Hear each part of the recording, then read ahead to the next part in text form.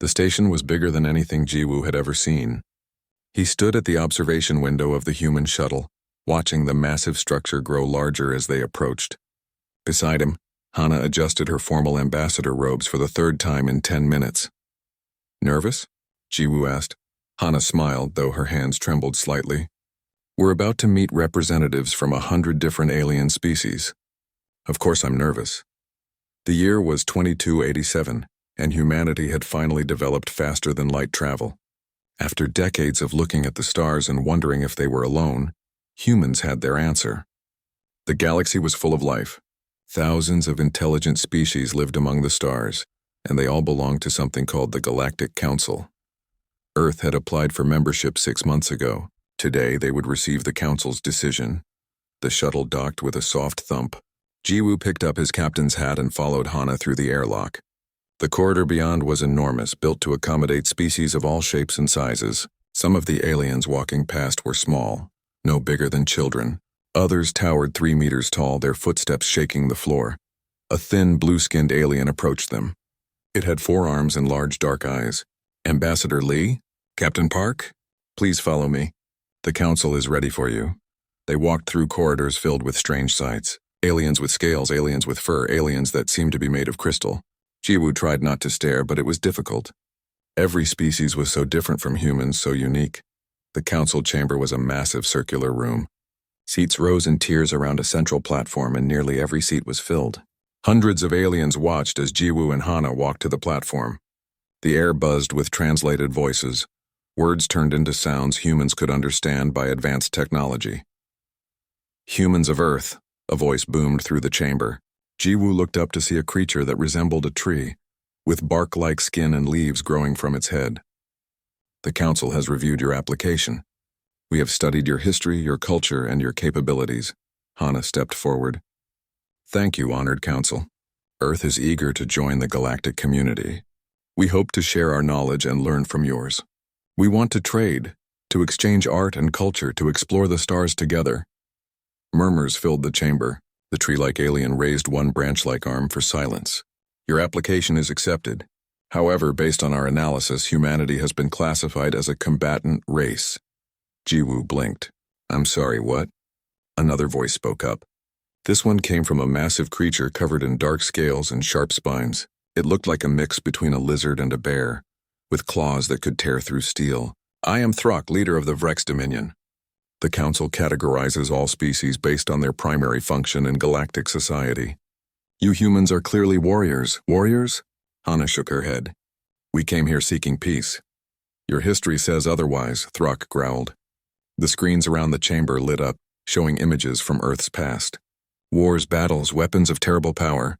You have fought each other for your entire existence. Your technology is focused on combat. Your entertainment glorifies conflict. You are combatants." Jiwoo felt his face grow hot. Yes, humanity had a violent past, but they were trying to move beyond that. "We've been at peace for over 50 years now. We don't want to fight anymore." A smaller alien, resembling a rabbit with 6 legs, spoke in a gentle voice. "Peace among your own kind, perhaps. But the galaxy has different needs. All species fall into categories: combatant, builder, trader, or scholar. Combatants provide military service. Builders construct stations and colonies. Traders manage resources and exchange. Scholars advance knowledge and technology. Each category has responsibilities," the tree-like chairman added. "As a combatant race, humanity will be expected to contribute forces to council military operations." "Military operations?" Hana's voice rose slightly. "What military operations?" Throck stood up, his massive form dominating the chamber. "There is a sector war beginning in 6 months. A disputed region of space claimed by multiple factions. The Council sends combatant races to resolve such disputes. You will prove your worth there." Jiwoo exchanged a glance with Hana. This wasn't what they had expected at all. They had come to join a peaceful community, not to fight wars for alien governments. "And if we refuse?" Jiwoo asked quietly. The chamber fell silent. The chairman's leaves rustled. "Then your membership will be revoked. Earth will remain isolated, cut off from galactic trade, technology, and protection. The choice is yours." Hana took a deep breath. "May we have time to consult with our government?" "You have 6 months until the sector war begins," Throck said, baring teeth that looked designed for tearing flesh. But I wonder if humans are truly worthy of the combatant classification. You are so small, so weak. I have studied your physical capabilities. Any Vrex warrior could defeat 10 humans in combat. Strength isn't everything, Jiwoo said, his military training keeping his voice level despite his anger. In war it is all that matters, Throck replied. But we shall see. Perhaps you will surprise us, or perhaps you will die quickly, and the council will learn that humans are not true combatants after all. Other combatant race representatives nodded in agreement. Jiwoo could see aliens with massive bodies covered in armor-like skin. Others had multiple arms holding weapons. Still others moved with impossible speed, blurring as they shifted in their seats. Every single one of them looked more physically capable than any human. The chairman spoke again. The decision is made. Humanity is classified as a combatant race with provisional status. You will prove yourselves in the sector war, or you will lose your council membership. This session is concluded. As aliens began filing out of the chamber, Jiwoo and Hana stood on the platform stunned. This wasn't the welcome they had hoped for. They had come seeking friends and trading partners. Instead, they had been labeled as warriors and thrown into a war they knew nothing about. What do we tell Earth? Hana asked quietly. Jiwoo watched Throck leave, the massive alien's footsteps shaking the floor. Around them, other combatant race representatives talked among themselves, occasionally glancing at the humans with what looked like amusement or disdain. We tell them the truth, Jiwoo said. If humanity wants to join the galaxy, we have to fight. But we don't have to fight the way they expect us to. Hana looked at him with curiosity. What do you mean? Jiwoo smiled slightly. These aliens think combat is about strength and physical power. But humanity learned a long time ago that wars aren't won by the strongest. They're won by the smartest. We just need to show them what human combat really looks like. As they walked back to their shuttle, neither of them knew exactly how humanity would win this war. But they both understood one thing. If humans were going to be called combatants, they would redefine what that word meant. Colonel Taeho Kim stood in the briefing room, watching holographic images of alien warriors tear through combat drones. The images were recordings from other combatant races, shared with Earth as training materials. Each clip showed the same thing, overwhelming physical force. Run that Vrex footage again, Taeho said. The hologram replayed. A single Vrex warrior similar to Throck charged across an open battlefield. Weapons fire bounced off its thick scales. When it reached the enemy line, its claws tore through armored soldiers like paper. In 90 seconds, the Vrex had eliminated an entire squad. Beside Taeho, Lieutenant Yuna Choi shook her head. We can't fight like that. No human could match that kind of strength. Then we won't fight like that, Taeho replied. 3 months had passed since Jiwoo and Hana returned from the council station. Earth's government had debated, argued, and finally agreed. They would participate in the sector war. But finding soldiers willing to face creatures like the Vrex had been difficult. Humanity had been at peace for decades. Most people had never seen real combat. Taeho had been chosen to lead Earth's military delegation because of his experience. He had studied military history, ancient and modern. He understood how humans had won wars throughout their history. Now he needed to apply those lessons to a galactic battlefield. Show me the Krell, he said. The hologram changed. This time it showed beings covered in blue-gray armor that seemed to be part of their bodies. Energy weapons fired at them, but the beams simply scattered across their armored hides. The Krell moved slowly but steadily, crushing everything in their path. And the Shora? New footage appeared. These aliens were tall and thin, moving so fast they were barely visible. In the recording, a Shora warrior eliminated 12 enemies in the time it took Taeho to blink, speed beyond anything human. Captain Doyen Han entered the briefing room carrying a tablet. I've finished analyzing the data from all 23 combatant races. Want to hear something interesting? Always, Taeho said. Every single one of them fights the same way, Doyen said. Charge forward. Use physical superiority. Overpower the enemy. That's it. No complex tactics, no deception, no flanking maneuvers. Just direct assault, Yuna leaned forward.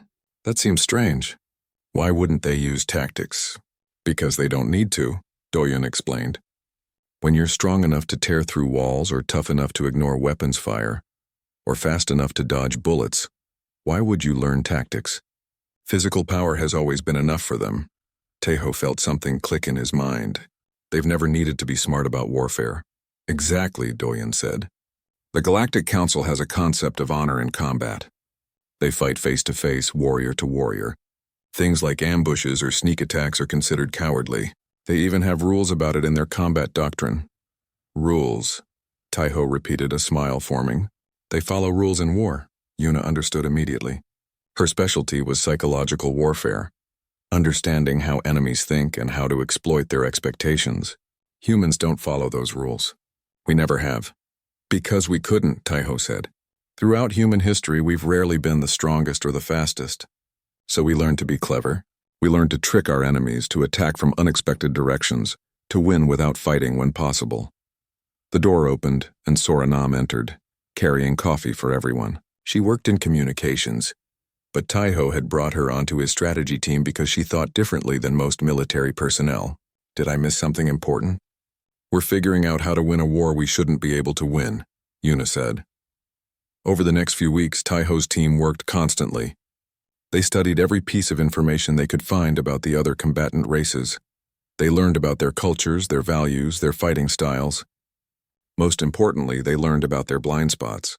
The Vreks were incredibly strong, but they expected enemies to meet them head-on. Flanking or retreating was seen as weakness, not strategy. The Krell had nearly impenetrable armor, but they relied on it completely. They never considered that an enemy might target something other than their bodies. The Shora moved with incredible speed, but they fought alone. Teamwork and coordination weren't part of their combat style. Every advantage has a weakness, Taiho explained to his assembled officers. We just need to find them. 4 months after the council meeting, Earth's military delegation traveled to a council training facility. This was where combatant races prepared for war together. It was also where Taiho would see their enemies up close. The training facility was enormous, with different sections for different types of combat. In one area, Vrex warriors practiced melee fighting, their claws sparking against each other. In another, Krell soldiers stood in formation, testing their armor against increasingly powerful weapons. The Shora raced through obstacle courses at speeds that made them appear as blurs. Human soldiers looked tiny in comparison. Remember, Taiho told his team, we're not here to impress them. We're here to learn. The first joint exercise was a disaster. 20 human soldiers were matched against 10 Vrex warriors in a simple combat scenario. The Vrex charged forward, roaring their battle cries. The human soldiers fired their weapons, but the rounds barely scratched the Vrex's scales. Within minutes, every human soldier was declared eliminated by the simulation. Alien observers laughed. Throck himself was present, watching with obvious amusement. This is what the council sends to fight? Humans are weak. Jiwoo, who had accompanied the delegation, kept his face neutral. But Taiho could see the captain's jaw tighten. However, Taiho watched the exercise with different eyes. He noticed how the Vrex always charged straight ahead, how they ignored their flanks, how they never communicated with each other during the fight. They didn't need to because they were strong enough to win alone. Set up another exercise, Taiho said quietly to Doyen, but this time different rules. The second exercise happened 2 days later. This time the humans didn't try to fight the Vrex head-on.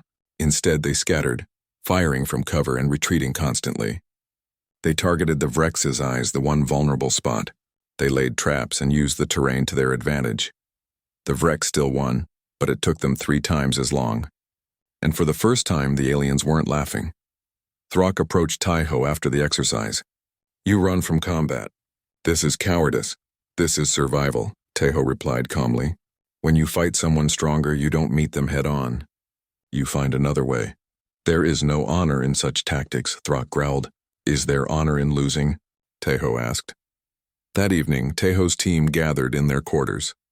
Yuna pulled up battlefield maps of the contested sector where the war would take place. Doyen had intelligence reports on the enemy factions. Sora had established communication protocols. We have 2 months until the war begins, Taiho said.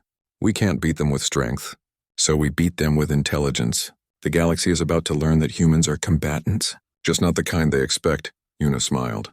What's the plan? Taiho pulled up a map showing supply lines, communication networks, and civilian populations in the contested sector. We don't fight battles. We win the war, and we do it the human way, by making our enemies defeat themselves. Around the table, his team began to understand. This wouldn't be a war of soldiers fighting soldiers. It would be a war of information, psychology, and strategy.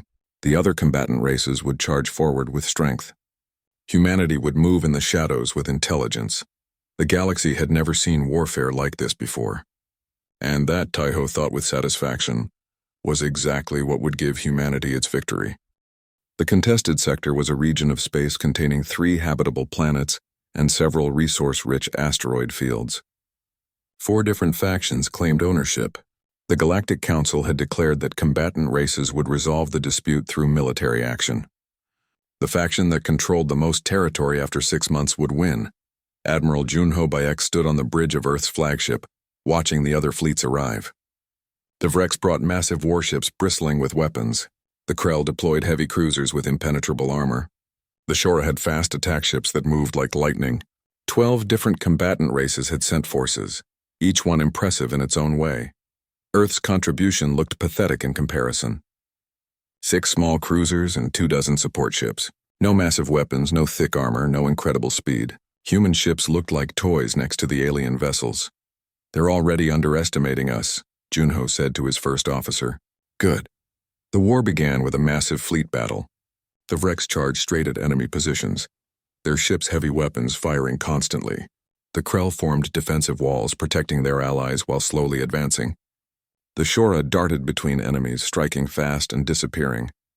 Human ships stayed at the edge of the battle, barely participating. "Admiral, we're receiving a message from Throck," the communications officer reported. "He's asking why we're not engaging." "Tell him we're observing enemy patterns," Junho replied. "We'll engage when the time is right," but that time never came.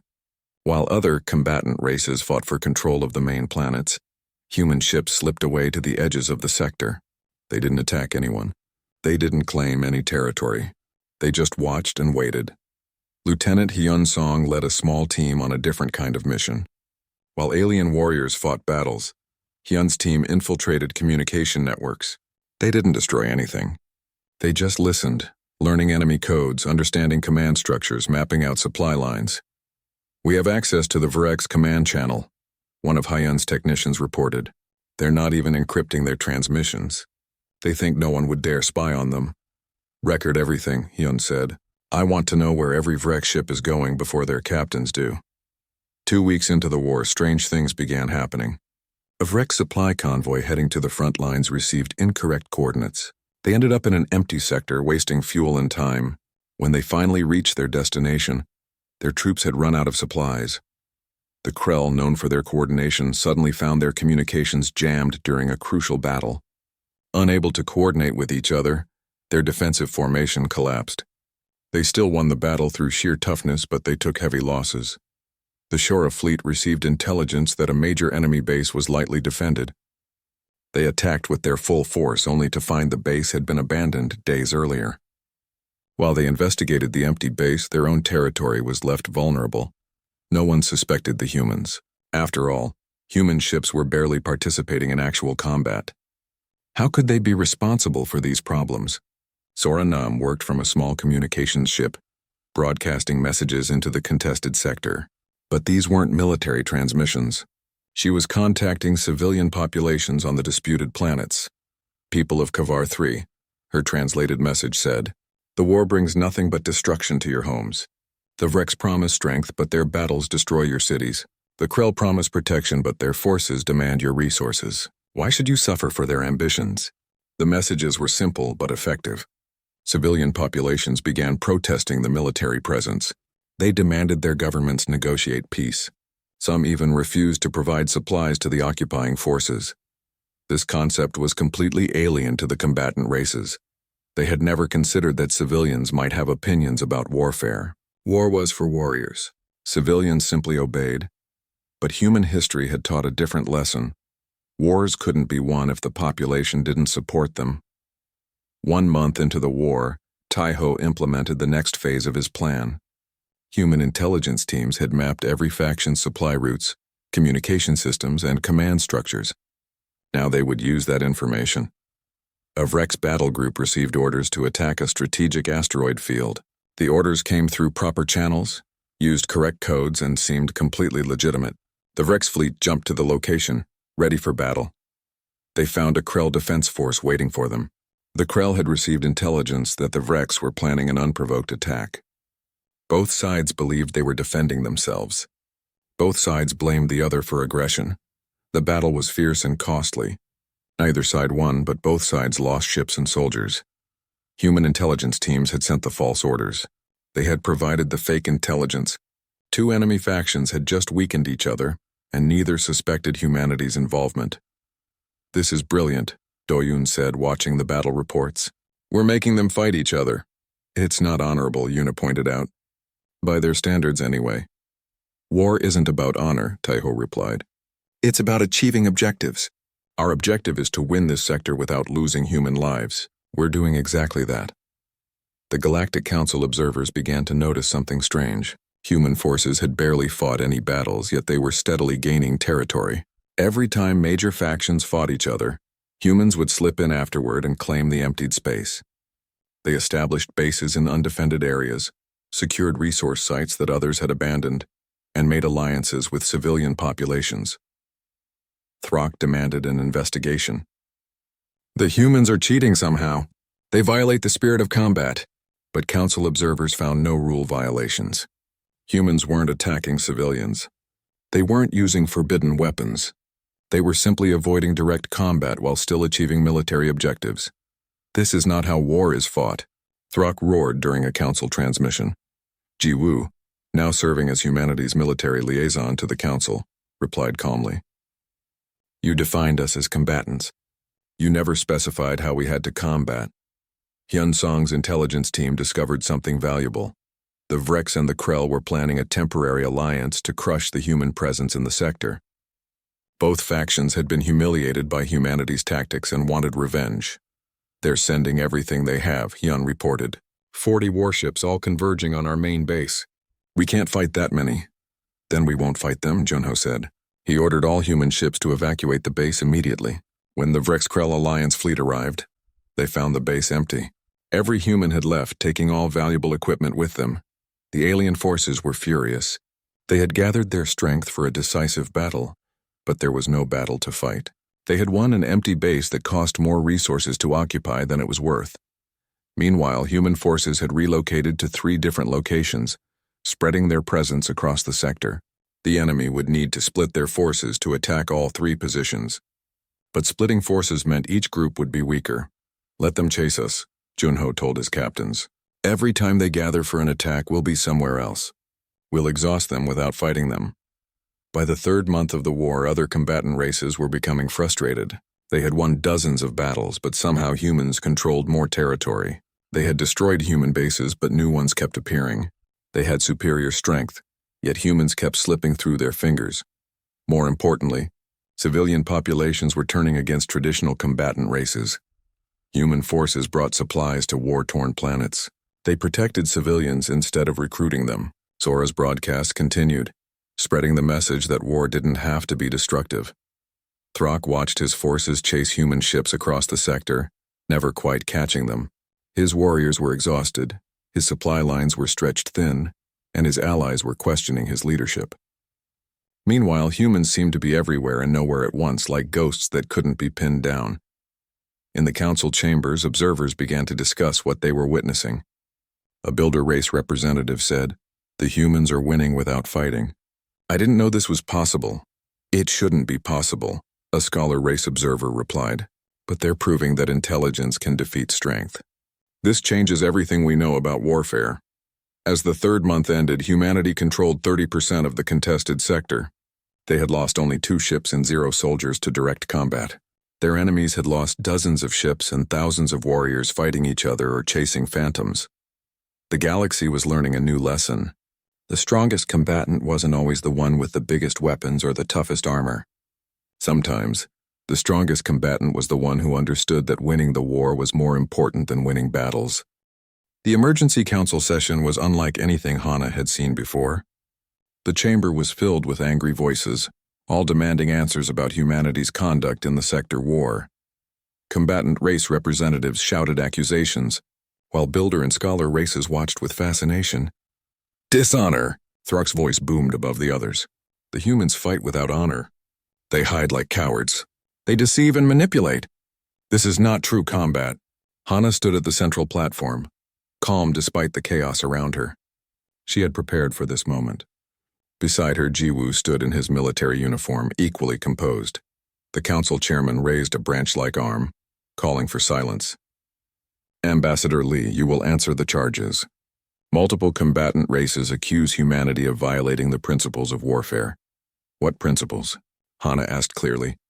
When humanity was classified as a combatant race, we were given rules. Rules about weapons, about treatment of civilians, about territorial claims. We have followed every single rule. You violate the spirit of combat, a Krell representative growled. Warriors face each other with strength and courage. You run and hide. We preserve our people's lives, Hana replied. Is that not the purpose of military strategy? To achieve objectives while minimizing losses? You trick us, Thrak accused. You send false information. You make us fight each other. We use intelligence gathering and information warfare, Jiwoo said, stepping forward. These are legitimate military tactics. If your communications systems are vulnerable to infiltration, that's not our fault. If your forces attack each other based on unverified intelligence, that shows a flaw in your own command structure. A Shora representative spoke, its voice rapid and high-pitched. You speak to civilians. You turn populations against their governments. Warriors should not interfere with civilian matters. Why not? Hana challenged. Wars affect civilians most of all. Why shouldn't they have a voice? Why shouldn't they demand protection instead of destruction? The council chamber erupted in argument again. Traditional combatant races were outraged, but other voices were starting to speak up. Builder races who had always been forced to repair the destruction caused by wars. Trader races who lost profits when conflicts disrupted supply lines. Scholar races who saw something new and interesting in humanity's approach. A builder race representative stood. I have reviewed the rules of warfare carefully. The humans have broken no laws. They have not attacked civilians. They have not used forbidden weapons. They have simply fought differently than expected, because they are not true combatants. Thrak roared. They are weak. They cannot face us in honest battle. Then prove it, Jiwoo said quietly. The chamber fell silent. All eyes turned to the human captain. You claim we are cowards? Jiwoo continued. You say we hide because we are weak. Fine, I challenge you to prove this.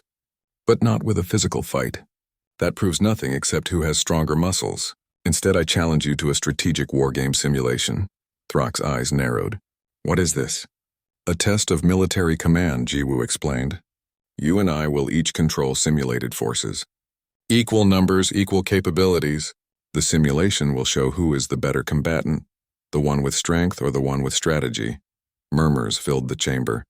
This was unprecedented. Challenges between warriors were common, but they were always physical contests. A battle of minds was something new. You seek to avoid real combat again, Thrak accused. I seek to show that real combat is more than physical strength, Jiwoo replied. Unless you are afraid? Afraid that without your claws and armor you cannot win. The insult was calculated. Thrak could not refuse without appearing cowardly himself. I accept your challenge, human. When I defeat you in this simulation, everyone will see that strength is all that matters. The wargame simulation was held 3 days later. Council representatives filled an observation gallery, watching as Jiwoo and Thrak entered separate control rooms. Each would command a simulated military force consisting of ships, ground troops, and support units. The objective was simple: capture the enemy's main base. The forces were balanced specifically to remove physical advantages. Simulated units had equal strength, speed, and armor. This was purely a test of tactical thinking. The simulation began. True to his nature, Thrak immediately ordered a full assault. His entire fleet charged toward Jiwoo's main base, weapons firing. His ground forces moved in direct lines, seeking the fastest route to their objective. Jiwoo watched the enemy approach and smiled. Then he divided his forces into multiple groups. One group engaged Thrak's fleet directly, but only to slow them down. Another group circled around to attack Thrak's supply lines. A third group landed on a neutral planet and began fortifying positions. Thrak's forces smashed through Jiwoo's initial defense. The Vrex commander roared with satisfaction as simulated human ships exploded. His fleet advanced toward the human base, but then problems started appearing. Thrak's ships were running out of ammunition because the supply lines had been cut. His ground forces were taking unexpected casualties from hidden defensive positions. When he tried to call reinforcements, he discovered his reserve forces were engaged defending his own base from a surprise attack. "What is happening?" Throck demanded. "Where did these attacks come from?" The answer was simple. While Throck focused all his attention on attacking Jiwoo's base, Jiwoo had sent forces to multiple locations. Some defended, some attacked, some gathered intelligence. Throck was stronger at any single point, but Jiwoo was present at all points. In the observation gallery, Taiho watched with satisfaction. "He's doing exactly what we did in the real war. Multiple objectives, divided attention, make the enemy choose where to focus." Yuna nodded. "And Throck only knows how to do one thing, charge forward. He can't adapt." The simulation continued for 2 hours. Throck's forces were stronger and more aggressive, but they were scattered across multiple fronts. Every time Throck gathered his strength for a major attack, Jiwoo would create a crisis somewhere else. The Vrex commander was constantly reacting, never able to execute his own plans. Finally, while Throck's main fleet was still trying to break through the layers of defense around Jiwoo's base, a small human strike team reached Throck's command center. They had approached from an unexpected direction, through terrain Throck had considered too difficult to cross. The simulation ended with Jiwoo's victory. Throck stared at the simulation display in disbelief. "Impossible. My forces were stronger. I had more victories in direct combat. But I achieved the objective," Jiwoo said, entering Throck's control room. "You won battles. I won the war. That's what strategy means." In the council chamber afterward, the arguments were less heated. Many representatives, especially from non-combatant races, had watched the simulation with great interest. A scholar race observer spoke. "The humans have demonstrated something remarkable. They have shown that warfare is not just about physical capability. It is about understanding your enemy, adapting to circumstances, and achieving objectives efficiently." "This is not true combat," Throck insisted, though his voice lacked its earlier confidence. "In real battle, strength matters." "Strength is one tool," Hana said. "Humanity uses many tools: intelligence, psychology, technology, diplomacy. We were classified as combatants, but we define combat on our own terms." A builder race representative stood. "I propose the council recognize a new category within combatant races: strategic combatants, species who win through intelligence rather than force alone." The proposal sparked intense debate. Traditional warrior races opposed it, seeing it as an insult to their combat prowess, but other voices supported the idea. Builder races appreciated tactics that minimized destruction. Trader races valued approaches that protected economic interests. Scholar races were fascinated by this new form of warfare. After hours of discussion, the council chairman spoke. "The motion is put to vote. Should humanity be recognized as strategic combatants with full council membership?" The vote was closer than Hana expected, but it passed. Humanity would keep its council seat. More importantly, they had proven their point. Being a combatant race didn't mean being the strongest. It meant being effective at achieving military objectives. As the session ended, Throck approached Jiwoo. The massive Vrex warrior looked at the small human with an expression that might have been respect. "You fight without honor," Throck said, "but you fight to win. I understand this now. War is not about glory, it is about victory. Will you teach your warriors this?" Jiwoo asked. Throck was quiet for a moment. "Perhaps. The galaxy is changing. We must change with it, or be left behind." As Jiwoo and Hana left the council station, they received a transmission from Earth. Taiho's voice came through clearly. "The sector war is almost over. We control 45% of the territory now, and we've received requests from 3 different races asking for strategic advisors." Hana smiled. "Humanity came to the stars seeking peace. Instead, we became warriors. But maybe we can teach the galaxy a better way to fight. Smart enough to win quickly, wise enough to minimize harm. And maybe," Jiwoo added, "eventually smart enough to avoid fighting at all." 6 months after the sector war ended, Yuna stood in front of 200 alien students. The classroom was located on a neutral council station, and students had come from 30 different species to attend the first session of the Galactic Institute for Strategic Warfare. "War," Yuna began, "is not about who can hit hardest.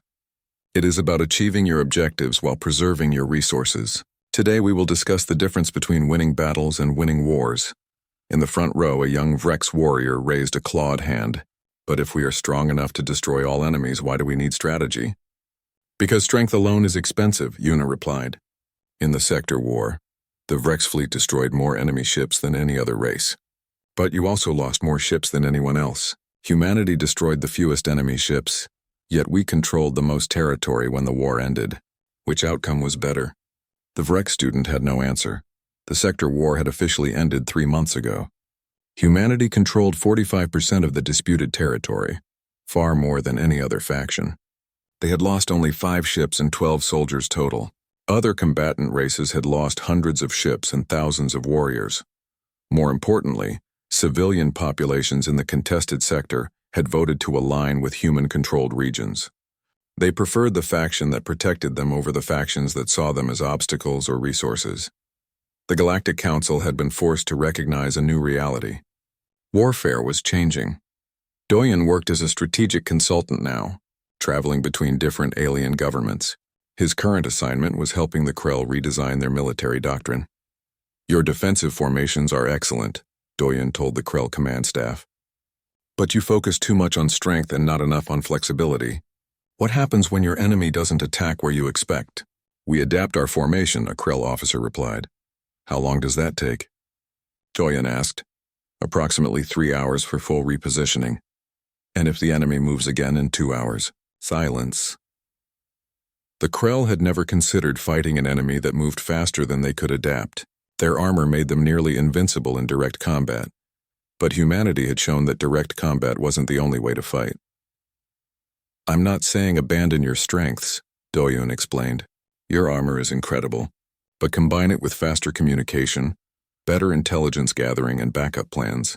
Be strong and smart, not just strong. The Krell officers listened carefully. They had been humiliated during the Sector War, their formations disrupted by communication jamming they never saw coming.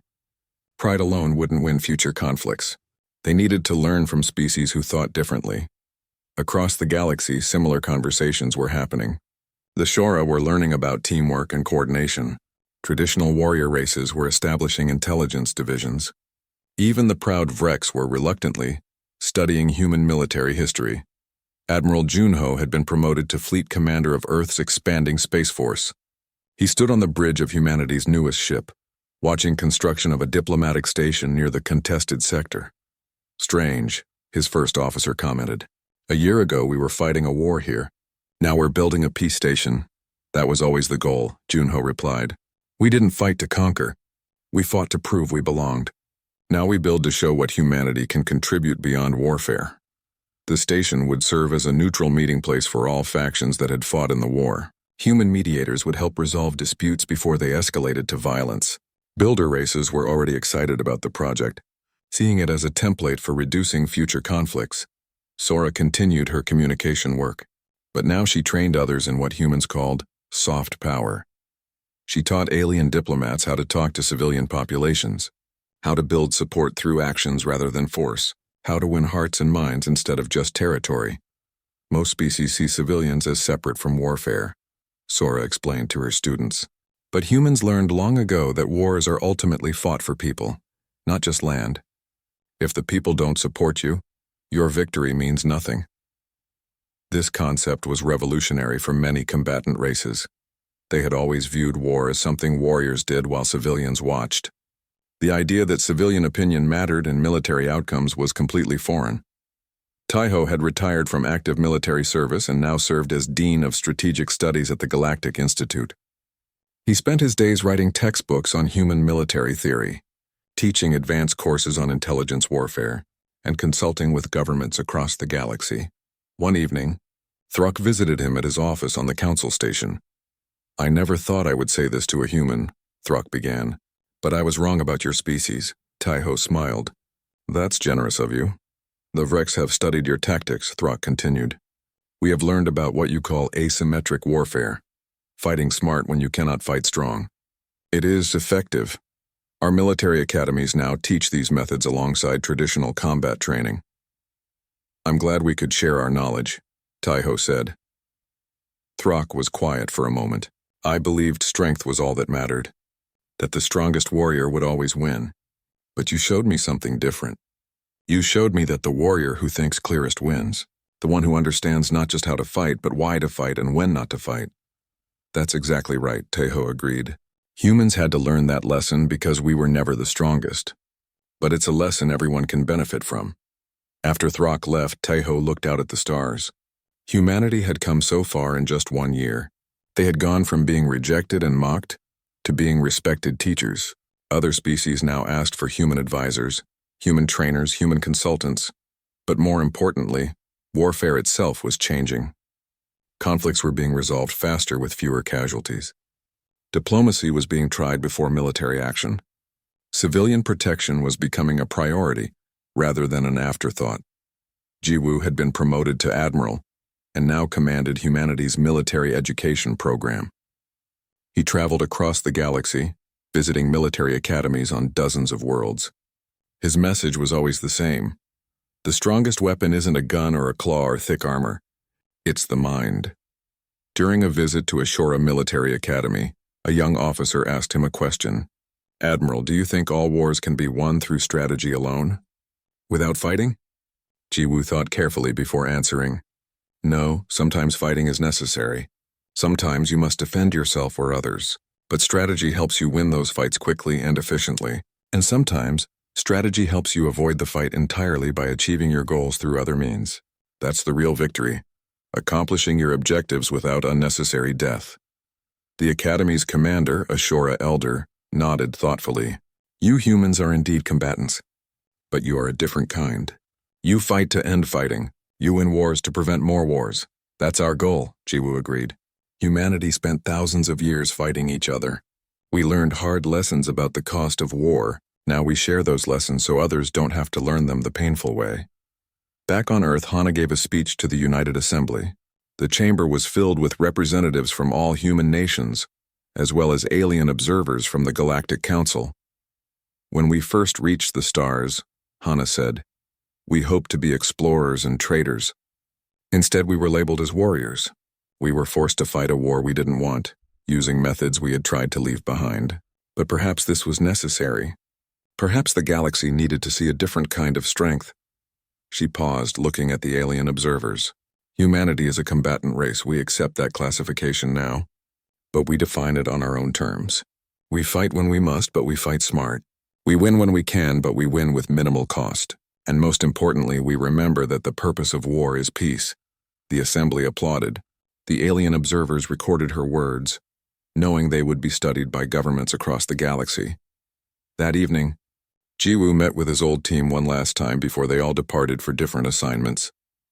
Taiho, Yuna, Doyeon, Sora, Junho, and Hyun gathered in a quiet restaurant on Earth, sharing a meal and remembering the year that had changed everything. Do you think we've made a difference? Yuna asked. Look around, Taiho replied. A year ago, war in the galaxy meant sending your strongest warriors to smash into the enemy's strongest warriors until one side was destroyed. Now military academies teach intelligence gathering, psychological warfare, and strategic thinking. Diplomats talk to civilians. Leaders consider the cost of war before starting one. Yes, we've made a difference. The galaxy thought combat meant strength, Hyun added. We showed them combat means using every advantage you have, including your brain. Junho raised his glass. To humanity, a different kind of combatant race. To humanity, the others echoed. Outside, stars filled the night sky. Each one represented worlds where human ideas were spreading, where warfare was becoming more intelligent and less destructive, where strength was being combined with wisdom. Humanity had joined the galaxy as warriors, but they had taught the galaxy that the best warriors were those who understood war well enough to prevent it. And when prevention failed, they knew how to win quickly and humanely. They were combatants. Just not the kind anyone expected.